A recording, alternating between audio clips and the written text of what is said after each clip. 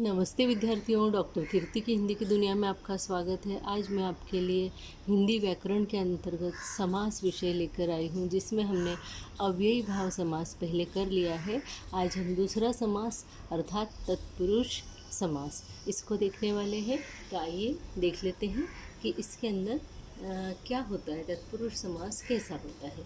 हम देखते हैं इसकी परिभाषा सबसे पहले कि तत्पुरुष समास जो होता है, तत्पुरुष समास में दूसरा पद प्रधान होता है। जैसे कि हमने देखा कि इसमें जितने भी समास होते हैं, अव्ययी भाव समास, तत्पुरुष समास, कर्मधारय समास, द्विगु समास, बहुव्रीहि समास, इन सब में क्या होता है, दो पद होते हैं। एक पद प्रधान होता है, एक पद गौण होता है। जैसा कि हमने अव्ययी भाव समास के अंतर्गत देखा था कि उसके अंदर पहला पद प्रधान होता है, तो हम तत्पुरुष समास के अंतर्गत देखते हैं कि इसका दूसरा पद प्रधान होता है। इसे बनाने में दो पदों के बीच कारक चिन्हों का लोप हो जाता है। इनको जब हम बनाते हैं तत्पुरुष समास के जो उदाहरण हम देखेंगे, उसके अंदर आप देखोगे जब हम जो शब्द बनाते हैं उसके अंदर जो कारक चिन्ह होते हैं उसका लोप हो जाता है। कारक चिन्ह आप जानते होंगे, कर्ता, कर्म, करण, है ना, उसका संप्रदान, अपादान, संबंध, अधिकरण, ये सारे जो होते हैं कारक चिन्ह होते हैं और इनका लोप उसके अंदर हो जाता है। तो यहाँ पे हम देखते हैं कि दो पद, जैसे आपको मालूम है कि रथ और चालक में से अगर मैं इसको बीच में से हटा दूँ तो रथ जो है ये पहला पद हो जाएगा और चालक जो है ये इसका दूसरा पद हो जाएगा। तो यहाँ पर जो दूसरा पद होता है अर्थात ये जो चालक है, ये वाला पद जो है प्रधान हो जाता है तत्पुरुष समास के अंतर्गत। तो अब इसके हम उदाहरण देख लेते हैं। रथ चालक यानी रथ को चलाने वाला, यहाँ पे को का लोप है ना। जब हम रथ चालक को देखते हैं तो रथ को चलाने वाला, तो को का लोप हो जाता है, इसलिए रथ चालक बन गया। वनगमन, वन को जाने वाला, को का लोप हो गया है, को यहाँ छुपा हुआ है। अब करण कारक में हम देखते हैं मन चाहा यानी कि मन से चाहा, है ना, मन चाहा यानी कि मन से चाहा, इसमें से का लोप है। भूख मरी, भूख से मरी, से का लोप है। रस भरा, रस से भरा यानी इसमें भी से का लोप है, इसलिए रस भरा हो गया। संप्रदान कारक तत्पुरुष समास के अंदर हम देखते हैं कि विद्यालय, विद्या के लिए आलय, आलय यानी घर, आलय का मतलब होता है घर। तो विद्यालय यानी कि विद्या के लिए आलय, तो के लिए इस जो कारक चिन्ह का लोप इसके अंदर हमको दिखता है। रसोई घर, रसोई के लिए घर, यहाँ के लिए का लोप हमें दिखता है। स्नान घर, स्नान के लिए घर, इस संप्रदान कारक का हमें यहाँ पे लोप दिखाई देता है। कामचोर, काम से जी चुराने वाला, से का जो है हमें यहाँ पर लोप दिखाई देता है। पाप मुक्त, पाप से मुक्त, यहाँ पर से का लोप। रोग मुक्त, रोग से मुक्त, से का लोप। संबंध कारक में राजपुत्र, राजा का पुत्र, का लोप हो गया। गंगा जल, गंगा का जल, का लोप हो गया।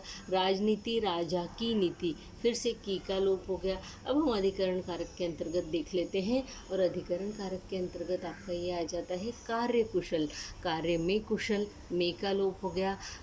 ईश्वर भक्ति, ईश्वर में भक्ति, में का लोप हो गया। आत्मविश्वास, आत्मा पर विश्वास, यहाँ पे पर का लोप हो गया। ठीक है, इस तरीके से हम अधिकरण कारक के जो एग्जाम्पल है वो देख चुके हैं। अब हम देखते हैं कि अन्य उदाहरण इसके किस तरीके से हो सकते हैं। तो अन्य उदाहरण के अंतर्गत माखन चोर, माखन को चुराने वाला। मुंह तोड़, मुंह को तोड़ने वाला। स्वर्ग प्राप्त, स्वर्ग को प्राप्त। जनप्रिय, जन को प्रिय, जन यानी लोग, है ना। धनहीन, धन से हीन, हीन यानी गरीब। बाण, बाणाहत यानी बाण से आहत, जिसको बाण से क्या हुआ हो, आहत हुआ हो, जो जिसको बाण लगा हो। ज्वरग्रस्त, ज्वर से ग्रस्त। भयाकुल, भय से आकुल, आकुल यानी चिंता। आँखों देखी, आँखों से देखी। सभा भवन, सभा के लिए भवन। देवालय, देव के लिए आलय यानी भगवान का घर, है ना, देवघर जिसको हम बोल सकते हैं देवालय, हम उसको देवालय के नाम से भी जो है जानते हैं। आइए हम इसके अंदर देख लेते हैं। प्रयोगशाला, प्रयोग के लिए शाला। सत्याग्रह, सत्य के लिए आग्रह। यज्ञशाला, यज्ञ के लिए शाला। डाक गाड़ी, डाक के लिए गाड़ी। नेत्रहीन, नेत्र से हीन। रण विमुख, रण से विमुख। देश निकाला, देश से निकाला। पदच्युत, पद से च्युत। जन्म रोगी, जन्म से रोगी। लोकतंत्र, लोक से तंत्र। राजकुमारी, राजा की कुमारी, कुमारी यानी बेटी। जलधारा, जल की धारा। सुख योग, सुख का योग। सीमा रेखा, सीमा की रेखा, वनवास, वन में वास, दीन दयाल, दीनों पर दयाल, दानवीर, दान देने में वीर, आनंदमग्न, आनंद में मगन होना, आनंद में मगन, आप बीती, आप पर बीती। इस तरीके से हमने यहाँ पर तत्पुरुष समास और तत्पुरुष समास से संबंधित जितने भी उदाहरण थे वो सब देखे। और मुझे उम्मीद है कि आपको तत्पुरुष समास खूब अच्छे से समझ में आ गया होगा। अगर इसमें किसी भी तरह की कोई भी परेशानी हो तो आप मुझसे कमेंट बॉक्स में लिखकर पूछ सकते हैं। और मेरी आपसे एक ही रिक्वेस्ट है कि मेरे इस चैनल को लाइक कीजिए, सब्सक्राइब कीजिए, हो सके तो अपने फ्रेंड्स के साथ में शेयर भी ज़रूर कीजिए, क्योंकि मिल बांट कर पढ़ने से ज्ञान बढ़ता है, कभी भी कम नहीं होता। इस बात को हमेशा ध्यान में रखिए। विद्यार्थियों, अगला जो समास है वो हम देखते हैं कर्मधारय समास। इसी के साथ में इस वीडियो को मैं यहीं बंद करती हूँ और दूसरा जो वीडियो है वो बनाती हूँ कर्मधारय समास के लिए।